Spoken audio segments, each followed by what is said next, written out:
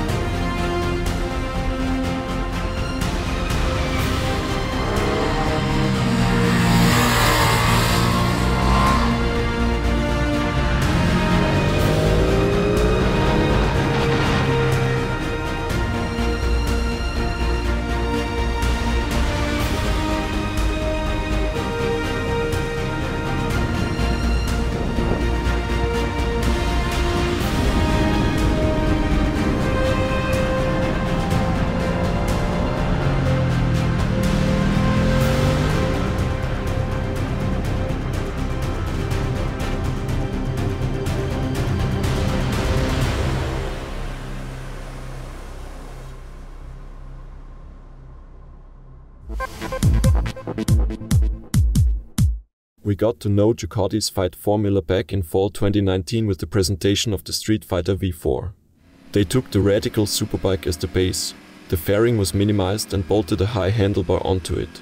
The result was an eccentric, overpowered, fun monster that makes you wonder how the Italians managed to get it street legal in the first place. Especially on the open road, the power comes late and brute, you feel like you're constantly going too fast. Likewise, it's definitely not everyone's cup of tea in city traffic, in hairpin turns and even on long tours. Incredibly beautiful, but also loud and rough, an Italian diva, and that's probably why it's so incredibly appealing. Does the V2 now strike into the same notch? The new V2 cannot deny its roots. Visually, it is very close to the big one. The characteristic single-sided swing arm, the aggressive lines and the squad light unit at the front make it clearly recognizable as a street fighter from Bologna. Nevertheless, on closer look, it appears more approachable and elegant. Without the protruding winglets on the sides and with a somewhat slimmer design, it does not appear quite as evil and powerful as its V4 sister model. Ducati have beautifully solved the positioning of the rear shock, taken over from the Panigale V2 and including progressive deflection construction on the left side.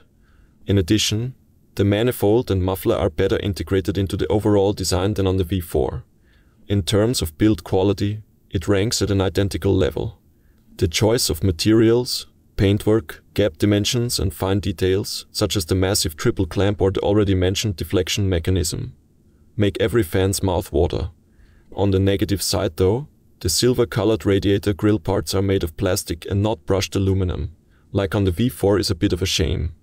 The most obvious thing to start with, a pleasantly wide, tapered aluminum handlebar replaces the Panigale V2 stub handlebars.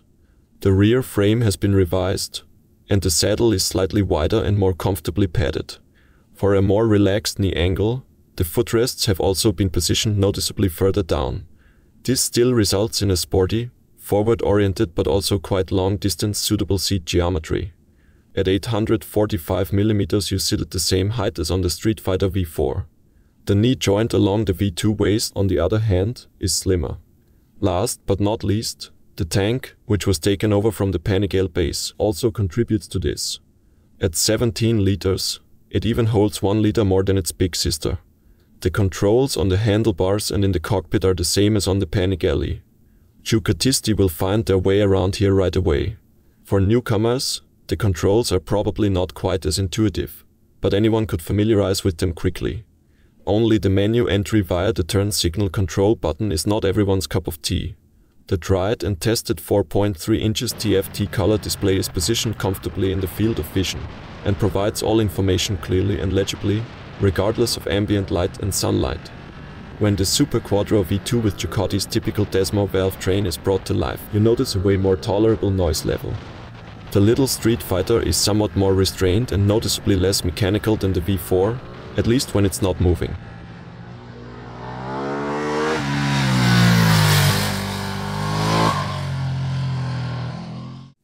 This is thanks to, among other things, the modified engine and clutch covers as well as the plastic cladding on the cylinder heads. Despite the 102 dB of stationary noise, it is not a quiet machine and thus not the ideal choice for Tyrolean mountain passes. It should be noted at this point that, subjectively, the noise level is absolutely fine when driving. It sounds dull and rich from the muffler, but without ever becoming as obtrusively loud as the V4. The 955cc engine was taken almost unchanged from the Panigale V2. 153 horsepower and 101 Nm are on the datasheet. In favor of a more harmonious drivability in road use, the mapping was adjusted, so that now 2 of the 155 Panigale horses remained in the stable. The shorter secondary gear ratio makes itself felt very positively in road use. The chainring of the Streetfighter is now equipped with 45 teeth instead of 43, which definitely contributes to the usability of power and speed.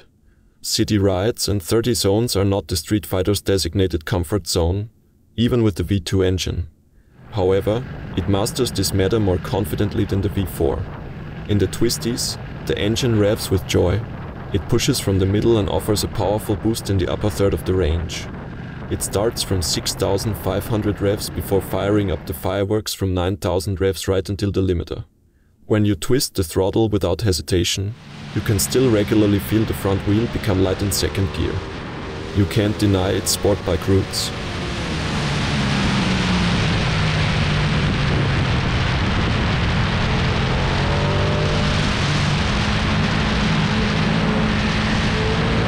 On our very sporty test lap, we averaged 5.6 liters of fuel consumption, which is acceptable, especially in comparison to the thirsty V4. In addition to the monocoque front frame and engine as the load-bearing element, the chassis components were also taken from the Panigale V2 in the base. A 43mm show-up piston upside-down fork operates at the front, while a Sachs shock absorber with piggyback design operates at the rear. Both are fully adjustable. For more riding comfort, the engineers from Bologna created their own setup on the Streetfighter. In practice, the package is still very sporty and tight. However, a first-class response helps to achieve a healthy degree of comfort. In particular, the fork works at a really great level here. Small bumps from manhole covers or edges in the asphalt are absorbed very well by the chassis, and even over bumps the bike delivers a very full and never bucking feeling, which in turn contributes to the overall great stability of the Streetfighter V2. Speaking of stability, the wheelbase is a full 29mm longer than on the Panigale. This was achieved by means of 16mm longer swing arm and a modified offset of the fork. Despite all this, it fortunately never feels sluggish.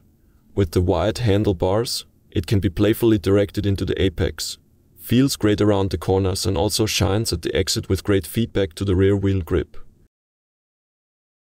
In terms of electronic aids, it has retained all the features of the Panigale V2. Based on the 6-axis IMU, all systems act dependent on lean angle. Thus, it can be confidently spoken of a full equipment, cornering ABS with slide-by-brake, traction control, engine brake control, wheelie control and quickshifter. When the press release talked about brake pads with less bite for better road suitability, one quickly suspects that the deceleration performance could suffer as a result. Fortunately, this did not prove to be the case. Apart from the pads, the rest of the system has been taken over from the Panigale V2 and this is also noticeable. With just one finger, it's possible to brake with a stoppie, if needed. The Brembo M4 monoblock calipers bite into a 320mm double disc at the front. At the rear, a 2-piston caliper works in tandem with a 245mm brake disc. The initial bite is actually not quite as brute as on the Panigale or on the Streetfighter V4. But the system has pleased with excellent effect, dosing and stability. On a positive note, Ducati's ABS logic works great. In Mode 2, the ABS is active at the front and rear, but the rear wheel lift-off detection is deactivated, which makes for a crisp, sporty braking sensation, especially during sporty riding or on the racetrack. In addition, slide-by-brake is active in this setup, which allows a certain amount of rear wheel drift when braking. Less experienced pilots can get a taste of the motorsport feeling without having to take high risks. As standard, The Streetfighter V2 comes with the new Pirelli Diablo Rosso IV on its pretty 5-spoke rims. The dimensions are 120/70 and 180/60 rear. The 60 cross section at the rear provides a full feel and plenty of contact patch at high lean angles. Overall, the performance of the Rosso IV was really convincing. On the road, there was absolutely no cause for criticism thanks to a pleasantly short warm-up phase and rich grip reserves. On the racetrack, of course, you notice that a road tire is at work. After a few laps at higher speeds and consequently rising temperatures in the tire, you reach its grip limit, but in a controllable way. A significant part of our test was completed on the Circuito de Monteblanco racetrack. According to Ducati, in the development process, they spent as much time on the road as on the track. But let me introduce you to Alessandro Velia, Ducati's test ride, to know more about the work behind the machine. Hello Alessandro, thank you for guiding me today. Ciao Max, it was a big pleasure to ride with you on the track.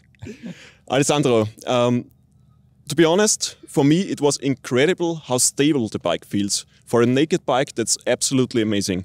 How is it possible that the bike is so stable? We have worked a lot on the chassis, increasing the length of the swing arm in order to have more load on the front. And then you test the bike with the winglets that give us 27 kilos at 260 kph. So a big load on the front, and also this means contact feeling on the front tire. Yeah, but we had the chance to ride only with the winglets. To be honest, I really like the look. It's cool, it's more beastie. But how is the difference with winglets and without winglets? You for sure tried both options. We suggest the winglets for track use in order to have more load on the front, more contact feeling, especially when you flow into the corner, fast corners.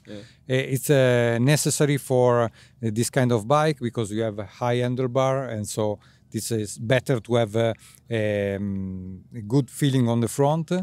That is a bit unexpected on a naked bike, but on this bike I think you test it and you feel it. On normal road from standard we don't have it, because we prefer to have a sleek design, and also the bike is more agile without wings. You mentioned the thrust in the front, and the feeling was incredible. And I was also interested in if you've changed something with the steering head. Is the angle the same? The steering angle is the same as in the Panigale? The steering angle is the same of the Panigale V2. We changed only the offset of the tripole clamp that is plus 3 millimeters. Okay. And at the end, also the wheelbase is bigger in order to have more stability. Yeah, 29 millimeters longer, I think. Yes. Yeah. Okay, well, and what was also very surprising to me is how good the suspension worked. And I've tried the suspension at the Panigale V2, and today I thought it was very, very similar. So is it the same setup we ride here on the racetrack? From hardware point of view, they are the same of Panigale V2, but we changed the calibration, so it's more road oriented. But today you tested on the track a special setting for this kind of use that we suggested to our riders. Okay. So, as you're the chief tester at Ducati, can you explain the setting, which is the difference to road, from road to race on the suspension parts? For sure, we increased the preload both on front and rear of 4 millimeters of preload on the fork and also on the shock. We increased also the damping, both front and rear. But if you want the numbers, I can give you. So, So in the rear, the compression is from all close, open half. Half turn, but the extension has the clicks. So from all close, 4 clicks open. And on the front, the compression is 3 rounds from all closed, and rebound 2 rounds from all closed. For me, personally, with my 72 kilos, I wouldn't have changed anything. It was perfect. I really enjoyed the feeling, and also the safety which the bike gives you as a rider. And one last question, Alessandro. Also, the handlebar position is a bit different from road to race. Can you explain what's the difference? Yes, it's for sure adjustable. We have marked the handlebar with 2 positions. So you can, when you go on track, you can have this lower, so rotating this in the direction of the rider. On normal road is higher in order to have more comfort.